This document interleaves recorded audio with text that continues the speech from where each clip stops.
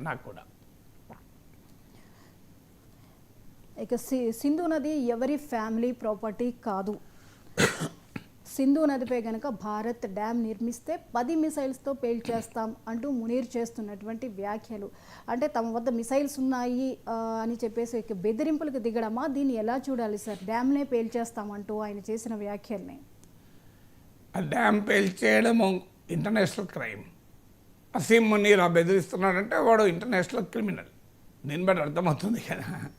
So జరిగింది ఏంటి, 1960s ప్రపంచ బ్యాంక్ చొరవ మేరకు భారత్ పాకిస్తాన్ల మధ్య ఇండస్ వాటర్ అగ్రిమెంట్ కుదిరింది.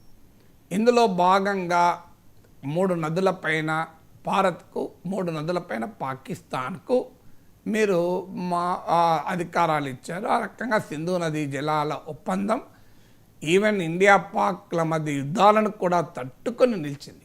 మామూలు విషయం కాదు. 2 రాష్ట్రాల మధ్యనే నదీ జలాల వివాదాలు చూస్తున్నాం మనం. కానీ 2 దేశాల మధ్య, అది కూడా శత్రు దేశాల మధ్య యుద్ధాలను కూడా తట్టుకొని 1965 వార్, 71 వార్, 99 కార్గిల్ వార్, ఈ వార్లను కూడా తట్టుకొని ఈ ఒప్పందం నిలబడింది. ఇది which is remarkable.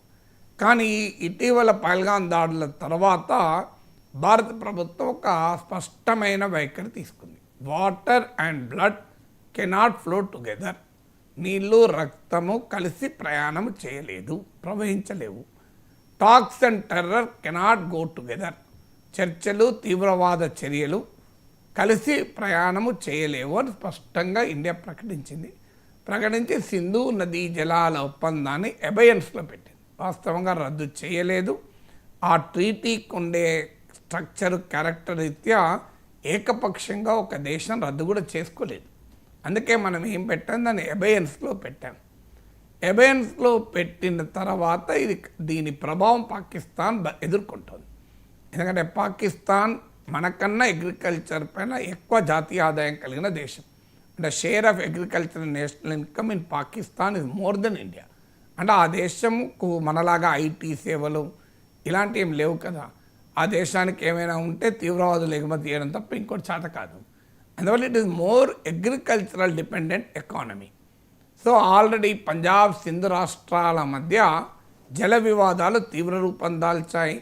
Punjab state నుంచే పాకిస్తాన్ ఆర్మీ లీడర్షిప్, పొలిటికల్ లీడర్షిప్లో ఇప్పుడు నవాజ్ షరీఫ్ కుటుంబం కూడా అక్కడి నుంచే వస్తుంది. అసీం మునీర్ కూడా పంజాబ్ రాష్ట్రం నుంచి. సో పంజాబ్లో డ్యాములు కట్టడం వల్ల మా సింధు రాష్ట్రం దెబ్బతింటోంది అని సింధు రాష్ట్రంలో నిరసనలకు కూడా వ్యక్తమవుతున్నాయి. ఆఖరికి ప్రభుత్వంలో భాగస్వామైన సింధు రాష్ట్రానికి చెందిన బిల్వాల్ భుట్టో కూడా ఈ అభ్యంతరాలను వ్యక్తం చేశారు. సో అందువల్ల ఇప్పుడు సింధు నదీ జలాల ఒప్పందాన్ని మనము నిలిపివేయడం ద్వారా, అబయన్స్లో పెట్టడం ద్వారా పాకిస్తాన్లో నీటి ఇక్కట్లు పెరుగుతున్నాయి, జల తగాదాలు, వివాదాలు కూడా పెరుగుతున్నాయి. అందువల్ల పాకిస్తాన్ మనకు అపీల్ చేస్తూ వస్తుంది, మీరు దీన్ని పునరాలోచించండి అని. మనం చాలా స్పష్టంగా చెప్తున్నాం, పునరాలోచిస్తాం. ఎప్పుడు మీరు తీవ్రవాదుల్ని ఎక్స్పోర్ట్ చేయడం ఆపేస్తే మేము వాటర్ రిలీజ్ చేస్తాం, మాకే అభ్యంతరం. కానీ మీరేమో మా పైన తీవ్రవాదుల్ని ఎక్స్పోర్ట్ చేస్తుంటారు, మేమేమో మీ కొరకు వాడుకోకుండా నీళ్లు మీకు ఇవ్వాలా అని భారత ప్రభుత్వం తీసుకున్న స్టాండ్. ఇప్పుడు అయితే ఇక్కడ సమస్య ఏమవుతుందంటే, మనం ఈ 60 ఏళ్లలో ఈ సింధు నదీ జలాల ఒప్పందం వల్ల పాకిస్తాన్ వైపు పోయే సింధు నదితో పాటు మొత్తం 3 నదులను, ఆ నీటిని మనం కన్జంప్షన్ అవసరాలకు వాడము. అంటే పవర్ ప్రొడక్షన్కి వాడచ్చు, ట్రాన్స్పోర్ట్కి వాడచ్చు, కానీ మనము జల రవాణా వాడచ్చు, కానీ వీ డోంట్ కన్జంప్షన్ అంటే సాగునీటి అవసరాలకు వాటిని వాడం. ఇప్పుడు భారత ప్రభుత్వం ఏంటంటే, ఈ సింధు నదీ జలాల ఒప్పందాన్ని అబయన్స్లో పెట్టినా ఆ నీటిని స్టోర్ చేసుకునే ఇన్ఫ్రాస్ట్రక్చర్ మన దగ్గర సరిగా లేదు కనుక అనివార్యంగా నీళ్ళు వస్తే కిందికి పోవాల్సిందే, మనం ఏమీ చేయలేం.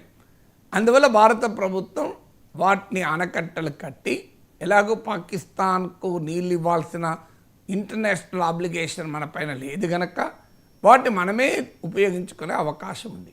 ఈ కాంటెక్స్ట్లో అసీం మునీర్ బెదిరిస్తున్నాడు, మిసైల్స్తో డ్యాములు పేల్చుతామని. అసలు ప్రపంచంలో ఎక్కడైనా మిసైల్స్ దేనికి వాడతారు? శత్రువుల్ని టార్గెట్ చేస్తానికి వాడతారు. మనమైతే తీవ్రవాదుల్ని టార్గెట్ చేస్తానికి బ్రహ్మోస్ మిసైల్ వాడాము. కానీ పాకిస్తాన్ డ్యామ్ను నాశనం చేస్తానికి మిసైల్స్ వాడతామంటున్నారు. ఇప్పుడు మనము పాకిస్తాన్పై మన బ్రహ్మోస్ లాంటి అత్యంత శక్తివంతమైన మిసైల్ వాడాము. ఎలా వాడాము? మనము క్లియర్గా ఒక టార్గెట్ చేసి నూర్ఖాన్ ఎయిర్ బేస్ను అటాక్ చేశాం. అది కూడా ఎప్పుడు చేశాం? ముందు 9 తీవ్రవాద స్థావరాలను మాత్రమే దాడి చేసి పాకిస్తాన్కి ఇన్ఫామ్ కూడా చేసి మేము మిలిటరీ టార్గెట్స్ను ముట్టుకోవడం లేదు, కేవలం టెర్రరిస్ట్ ఇన్ఫ్రాస్ట్రక్చర్ని అటాక్ చేస్తున్నాం, మీరు రియాక్ట్ కాకపోతే మేము కూడా రియాక్ట్ కాము అని మెసేజ్ కూడా ఇచ్చాం. అయినా పాకిస్తాన్ మన పైన మిలిటరీ టార్గెట్లు అటాక్ చేయాల్సిన నేపథ్యంలో మనము తిరిగి రియాక్ట్ అయ్యాం. ఆ రియాక్ట్ అయ్యే క్రమంలో బ్రహ్మోస్ మిసైల్తో నూర్ఖాన్ ఎయిర్ బేస్ని ధ్వంసం చేశాం. సో అది చాలా స్ట్రాటజిక్ ఎయిర్ బేస్. ఎందుకంటే అది రావల్పిండి అంటే పాక్ ఆర్మీ హెడ్ క్వార్టర్స్ వద్దనున్న air base. Even Asim Munir అయినా నూర్ఖాన్ ఎయిర్ బేస్లో దిగుతాడు. సో అలా మనము అటాక్ చేశాం. కానీ మనం ఎక్కడ పాకిస్తాన్కు చెందిన ఒక్క పౌరునిపై కూడా అటాక్ చేయలేదు. మీరు చూడండి, ఈ మొత్తం ఎపిసోడ్లో ఒక్క సివిలియన్ కూడా చావలే. అసలు ఏ ఒక్క బ్రిడ్జ్ కానీ కల్వర్ట్ కానీ కూడా దెబ్బతిల్లే మీరు గమనిస్తే.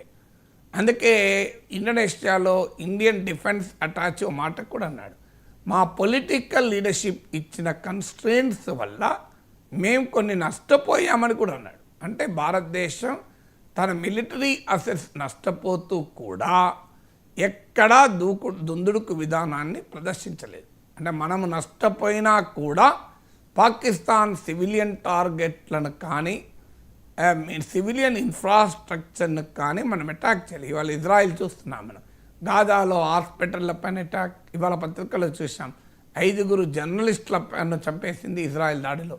అంటే ఒక జర్నలిస్టులు ఉన్నటువంటి ఒక టెంట్ పైన అటాక్ చేస్తే 5 జర్నలిస్టులు చనిపోయారు. ఇప్పటి వరకు 200 మంది జర్నలిస్టులు మందేమో చనిపోయారని వాళ్ళ పత్రికలో చదివాను. కానీ మనం అలా ఎక్కడైనా చేసామా? పాకిస్తాన్ పైన ఎంత జాగ్రత్తగా చేసాం. సో మనము ఒక డ్యామ్ పైన అటాక్ చేయడం అనేది ఎంతటి క్రూరత్వం. దానివల్ల ఏమవుతుంది? పెద్ద ఎత్తున వరదలు వస్తాయి, నష్టం జరుగుతుంది. ఈవెన్ ఒక్క ఇండియాకే రాదు, అది పాకిస్తాన్ కూడా వస్తుంది. కానీ ఆ దేశం రెడీగా ఉంది తనను తాను నాశనం చేసుకోవడానికి కూడా. సో ఆ స్థాయిలో మిసైల్స్ ప్రయోగించి డ్యాములు పేల్చేస్తాం అనేటువంటి దశకు ఒక దేశం వస్తే ఆ దేశాన్ని ఏమనాలి? ఆ దేశ ఆర్మీ చీఫ్ను ఏమనాలి? ప్రపంచం ఆలోచించాలి కదా.